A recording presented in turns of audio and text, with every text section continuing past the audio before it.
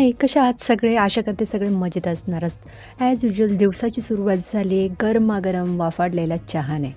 सकाळचा हा जो चहा आहे ना, जीवनातला आपला एक खास क्षण आहे. त्याचं साधं पण गोड असं अस्तित्व आहे, जे आपल्या दिवसाची सुरुवात एका नव्या उत्साहाने एकदम एनर्जेटिक करून देतं. चला मग सकाळचा चहा घेऊन आपल्या दिवसाची सुरुवात करूया आणि जीवनाला एक नवा रंग देऊया.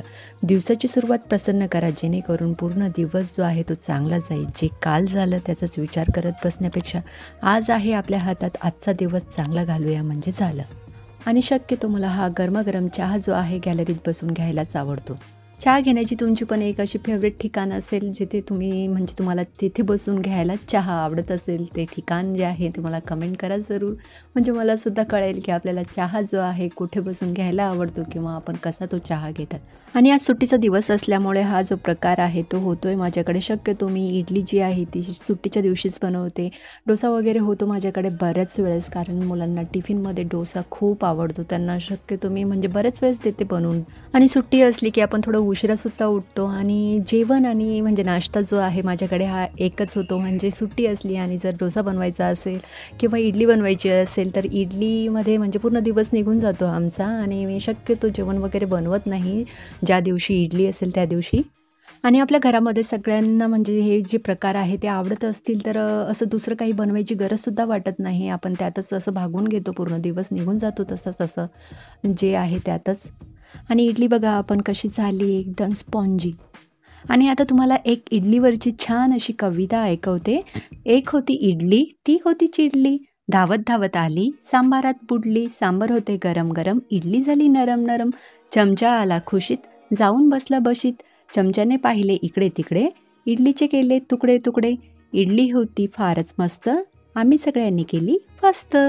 तर कशी वाटली आपल्याला ही इडली आणि सांबारवरची कविता मला कमेंट करा जरूर. आणि इथे आम्ही इडली खाल्ल्यानंतर हे मुलं आता खेळत आहे. त्याने काहीतरी असं हे काय असं त्याला बेबलेट मागवलेलं आहे, ते त्यासोबत खेळत आहे आता. आणि मी सुद्धा खाल्ल्यानंतर आज स्वयंपाक वगैरे काही करायचं नव्हतं, त्यासाठी आता गार्डनिंगचं म्हणजे थोडंफार मला चेंजेस करायचे होते. माझ्याकडे हे स्नेक प्लांट जे आहे ते भरपूर झालेले आहे, एकात एक असे फसलेले आहे. ते मला काढायचे होते आणि दुसऱ्या कुंडीमध्ये लावायचे होते, पण काढत असताना हे अजिबात निघत नव्हते. एकमेकांमध्ये एकदम जास्त गुंतलेले होते आणि त्यामध्ये जी माती आहे ती अजिबात नव्हती. त्यांची रूट्स जे असतात, मुळं जे आहे तेच झालेले होते. त्यामुळे ते मला काढणं एकदम गरजेचं होतं. आणि त्यांना वाढायला जागासुद्धा नव्हती, त्यामुळे ते असे वाळत होते. आपण बघू शकता बरेच असे पानं आहे ते वाढलेली आहे त्यामध्ये. आणि माझ्याकडे मोस्टली हेच प्लांट्स आहेत, कारण माझ्याकडे ऊन येत नाही, त्यामुळे मला हेच झाडं लावावी लागतात.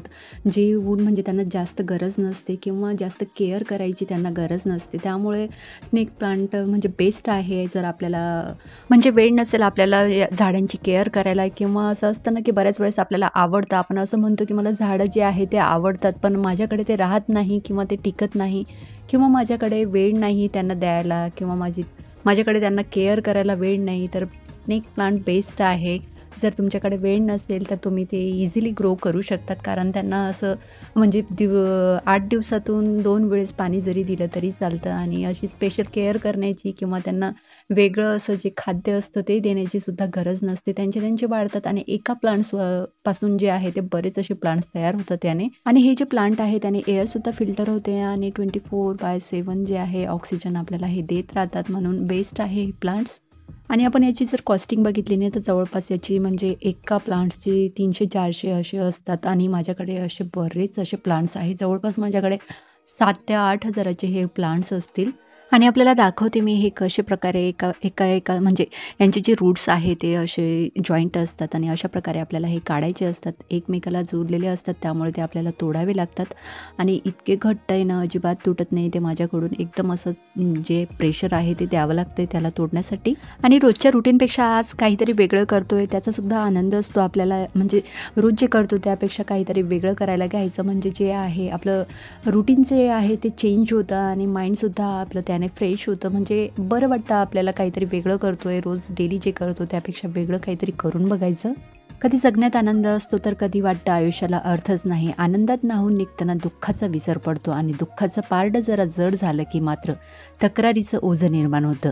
आयुष्य काय आहे हे उमगण्यातच अख्खं आयुष्य संपून जातं.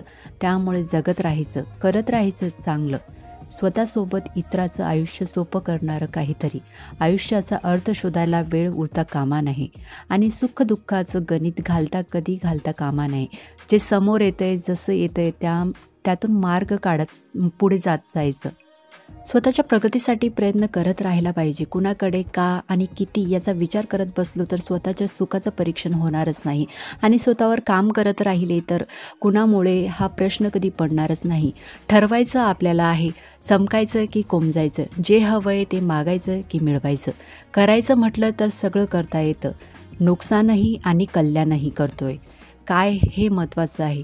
इतराच्या वागण्याला महत्त्व देत आयुष्य जगायचं की जास्तीत जास्त प्रयत्नांना महत्त्व द्यायचं हे ठरवताना गफलत झाली की मग सगळं चुकीचं घडतं. म्हणून जे काही आपण करतोय ते व्यवस्थित करायचं आणि दुसऱ्यावर डिपेंड न राहता आपल्याला जे करायचं आहे ते आपल्यालाच करायचं आहे. कोणी त्यासाठी आपल्याला मदत करणार नाही किंवा आपलं जे जडणघडण आहे ते आपल्याशिवाय कोणी दुसरं करणार नाही. त्यासाठी स्वतः आपण प्रयत्नशील राहायला पाहिजे आणि दुसऱ्यांचा विचार करून आणि दुसऱ्यांच्या आवडीप्रमाणे आपण जर वागत असाल तर ते आता स्टॉप करायला पाहिजे. कारण लोक जे आहे ते असंही बोलतात आणि तसंही बोलतात आणि त्यांच्या आवडीप्रमाणे ते आपल्याला तोलतात. त्यामुळे जे आहे ना आता दुसऱ्यांचा विचार करायचा आपण आता स्टॉप करायला पाहिजे. कारण असे बरेच दिवस गेले की आपण त्यांचा विचार करत आलेलो आहोत आणि त्यांच्याप्रमाणे वागत आलेलो आहोत. त्यामुळे आता ते सगळं बंद करायचं आहे आपल्याला.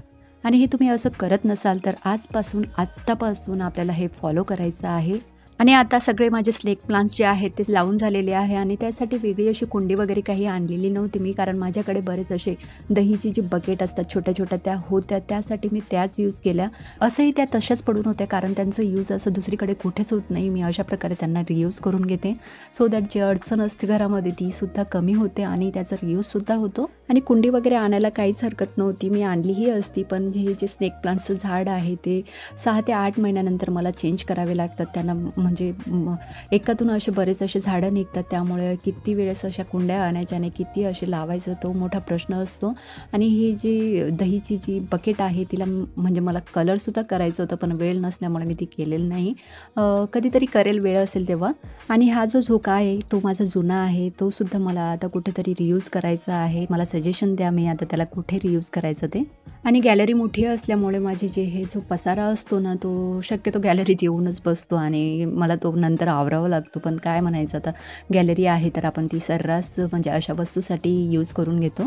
आणि झाडं लावण्यासाठी पहिले मी इथे प्लास्टिक टाकलेलं होतं पण काय ते प्लास्टिक निघून गेलं आणि सगळीकडे माती झालेली आहे. तीसुद्धा आता क्लीन करावी लागेल. आणि मातीमुळे मातीचा जो लाल कलर आहे ना तो खूप जास्त गॅलरीमध्ये लागतो आणि त्यामुळे गॅलरी जी आहे ती लाल होऊन जाते. तीसुद्धा आता मला जास्त अशी क्लीन करावी लागेल एकदम सोडा वगैरे टाकून.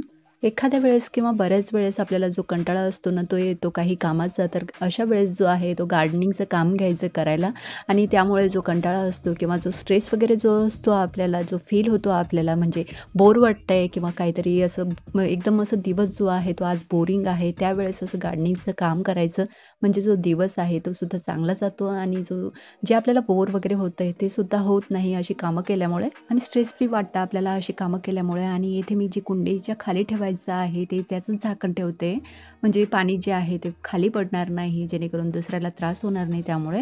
आणि ही झाडं जी आहे ती मी अशा प्रकारे गॅलरीत एका साईडला लावून घेते म्हणजे जी गॅलरीचा फ्रंट साईड आहे त्याला लावून देते. आणि बरीच अशी झाडं जी आहे ती मी रूममध्ये किंवा हॉलमध्ये आणि किचनमध्ये सुद्धा ठेवलेली आहे. झाडं वगैरे व्यवस्थित सेट करून झाल्यानंतर आता बारी येते ती म्हणजेच गॅलरी क्लिनिंगची. आणि हे एक मोठं टास्क आहे आता आपल्याला, कारण लाल माती असल्यामुळे जी गॅलरी आहे ती पूर्ण लाल होऊन जाईल आणि क्लीन करायला मला थोडा जास्त वेळ लागेल आता याला. बरीच अशी कामं होती की जी पेंडिंग होती ती मला करायची होती. त्यातलं हे एक काम आहे आणि अजून बरीच अशी कामं आहे जी मला अजून करायची आहे. पण वेळ नाही म्हणून ती तशीच पडलेली आहे. पण करायची तर मलाच आहे म्हणून आता एक करून ती करायला घ्यावी लागेल. कारण कामं जी आहे ती मलाच करायची आहे, दुसरं कोणी येऊन तर ती कामं जी आहे करणार नाही. म्हणून अशी बरीच अशी कामं असतात जी आपली पेंडिंग असतात, करू म्हणून किंवा आज नाही उद्या करू, उद्या नाही परवा करू म्हणून असेच ते पेंडिंग पडत जातात आणि तसंच महिना निघून जातो. सो एक हाती घ्यावे लागतील अशी जी कामं पेंडिंग आहे ती. आणि त्याचा जो व्हिडिओ असेल तो सुद्धा मी तुमच्यासोबत शेअर करेल. आणि माझे व्हिडिओ आवडत असतील तर चॅनलला सबस्क्राईब जरूर करा, कारण बरीच अशी मंडळी आहे जी फक्त व्हिडिओ बघते आणि सबस्क्राईब वगैरे नाही करत. सो प्लीज चॅनलला सबस्क्राईब जरूर करा. तर ही गॅलरी जी आहे ती ऑलमोस्ट क्लीन झालेली आहे आता, कारण थोडंसं बाकी आहे क्लिनिंगचं.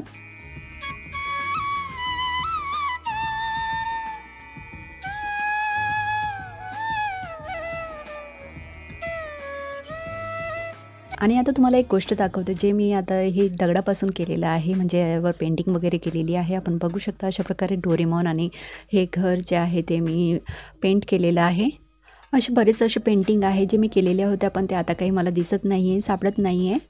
आणि आता यांचं सुरू होतं, की बस झालं आता पूर्ण दिवस का त्यातच घालशील का? बस कर आता, बस झालं. म्हटलं आता झालेलं आहे, थोडंसंच बाकी आहे, ते करते, ते आवरते आणि आता हे क्लिनिंगचं जे काम आहे आणि हे झाडं वगैरे लावायची जी कामं आहे, आता ते ठेवते. म्हणजे जवळपास मला 5 ते 6 महिने याला बघायचं जे आहे ते कामच नाही आहे. आणि बघा आपण अशा प्रकारे दिसते माझी गॅलरी. आणि आत्ता संध्याकाळ झालेली आहे, तर आत्ता मला पावभाजीचा बेत करायचा होता. तर पावभाजीसाठी लागणारी भाजी जी आहे ती रेडी झालेली आहे. आपण बघू शकता किती छान दिसते, एकदम टेम्पटेटिंग आहे ही भाजी. आणि आता पावसुद्धा गरम करून घेते. पहिले तर मला आता मसाला पाव बनवायचा होता मुलांसाठी, म्हणजे मुलांना भूक लागलेली आहे, तर आम्हाला पहिले मसाला पाव दे आणि नंतर बाकीची जी पावं आहे ती गरम कर. म्हणून आता ही मसाला पाव बनवते. आपल्याला कसा वाटला हा मसाला पाव मला कमेंट करा जरूर. आणि बाकीचे पावसुद्धा आता थोडंसं तूप टाकून गरम करून घेते. तर या मग जेवायला. आणि जेवण जे आहे आम्ही शक्यतो रामायण बघता बघता करतो, ते बघतोय. आणि आपल्याला हा ब्लॉग जो आहे तो कसा वाटला कमेंट करा जरूर. आणि चॅनलला सबस्क्राईब करा, व्हिडिओला लाईक करा, शेअर करा. तर चला मग भेटूया नवीन ब्लॉगमध्ये. तेव्हापर्यंत खात राहा, खुश राहा, मस्त राहा. बाय.